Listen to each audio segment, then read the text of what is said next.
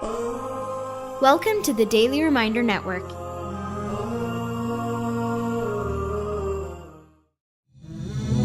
Sunnah Revival by Sheikh Mu'izz Bukhari. Sunan relating to sexual intimacy. Assalamu alaikum wa rahmatullahi wa barakatuh. My dear brothers and sisters in Islam, this is Mu'izz Bukhari recording for the Daily Reminder Network. Inshallah, this episode and the following one will be about marital intimacy according to the teachings of the Prophet Muhammad sallallahu alaihi wasallam. But before we delve into the content, I would like to warn the viewers that explicit content in regard to intimacy is about to be discussed, and parents should make sure that children who are not in the age group to be exposed to such content not view this video. For if not, there will be a lot of awkward questions, I presume, that may need answering. Having said that, I feel that it is of utmost importance that we adults learn about intimacy in the light of Islam, as it is something that many shy away from, thinking of it to be a taboo topic, resulting in them being ignorant or becoming ignorant of many issues taught to us by the Prophet ﷺ himself regarding intimacy. Sexual intimacy between spouses is allowed and highly encouraged in Islam. It is another great favor indeed from our Maker, Allah Azza wa Jal, that He has not set a blame upon those who lawfully release their desires. But as believers, even at the peak of passion and desire, we must not become blinded by lust and forget our Creator. We must indulge in intimacy with many noble intentions and goals ahead, such as having a sincere intention of indulging in intimacy with one's spouse as an act of obedience to our Creator, seeking His pleasure by following the teachings of His beloved Prophet Muhammad sallallahu alaihi wasallam, as well as to reproduce children and to increase the number of the Muslims, and finally to protect oneself as well as one's spouse from falling into that which is haram, into that which is forbidden. May Allah Azza wa Jal protect us all. Moving on, let's discuss a few sunan and etiquettes regarding marital intimacy. To start off, the two spouses should go into a private room and close the doors and curtains to make sure that no one, not even a small child, will be able to watch them. For covering one's private parts in front of anyone other than one's own spouse is an important obligation in Islam. Next in line is that the two spouses should adorn and beautify themselves for one another. They should brush their teeth and perfume themselves, making sure that no offensive odors come out from them that may put off either one of them.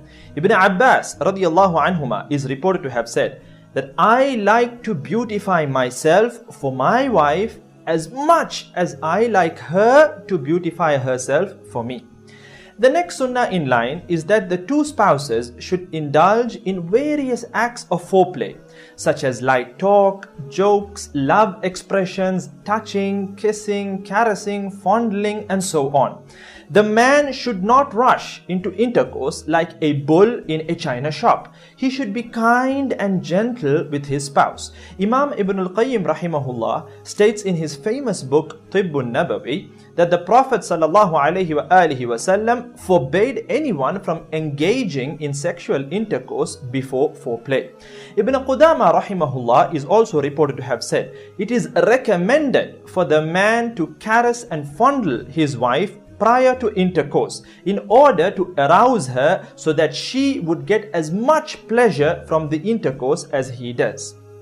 And it is of utmost importance that the two spouses understand one another's body mechanisms. In other words, how their bodies work. Men get aroused very easily, but Allah Azza wa Jal has created women in a way that they take time to get aroused. A good example that experts cite is that a man is like a microwave oven. Instantly on, instantly off. But a woman is like a traditional oven. She takes time to get aroused and the heat lasts for some time as well. Moving on to the next beautiful sunnah on the list is the dua taught to us by the Prophet ﷺ before intercourse. The narration is in Bukhari and Muslim. The Prophet ﷺ is reported to have said, when one of you wants to approach his wife, if he says, Bismillah, Allahumma jannibna shaitan wa jannibi shaitana ma razaqtana. In the name of Allah, O Allah, keep the devil away from us and keep him away from what you grant us. Then the Prophet ﷺ went on to say, if it is then decreed that they get a child, the devil will never harm that child. Allahu Akbar.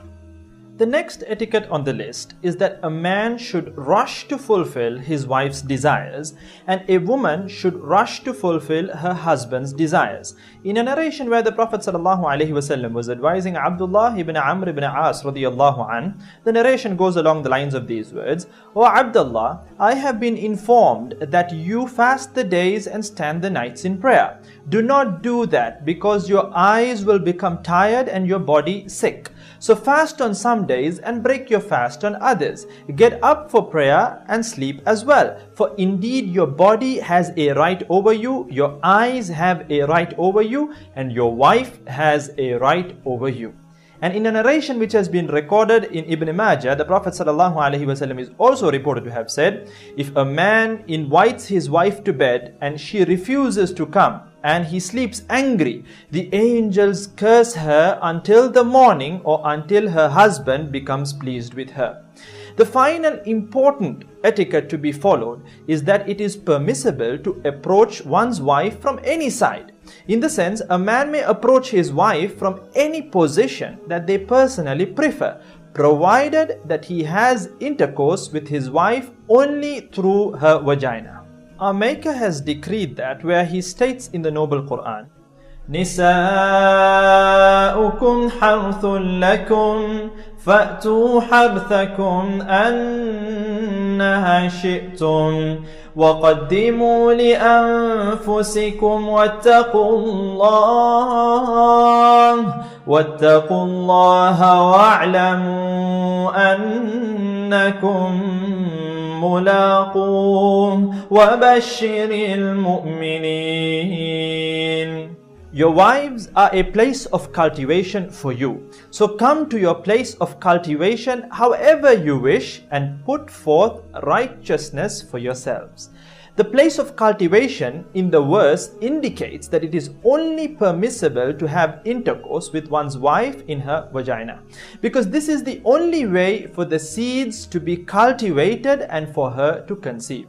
As a closing note, it is important that both spouses give priority to one another to keep a healthy sexual relationship going on between them. And the man should make sure that even if he climaxes in a sexual relationship before his spouse, he should make sure that he continues until his spouse climaxes. For if not, that would cause great harm and prevent her from fulfilling her desires. We ask Allah Azza wa Jal that He should bless and protect our marriages and bless those who are not married yet with good spouses and partners who will help them towards pleasing Allah Azza wa Jal. And insha'Allah ta'ala, the next video too will be about certain intimacy issues that are prohibited or in a grey area. Jazakumullah khair. Wassalamu alaikum wa rahmatullahi wa barakatuh. Support the Dawah. Donate now. Go to thedailyreminder.org/donate.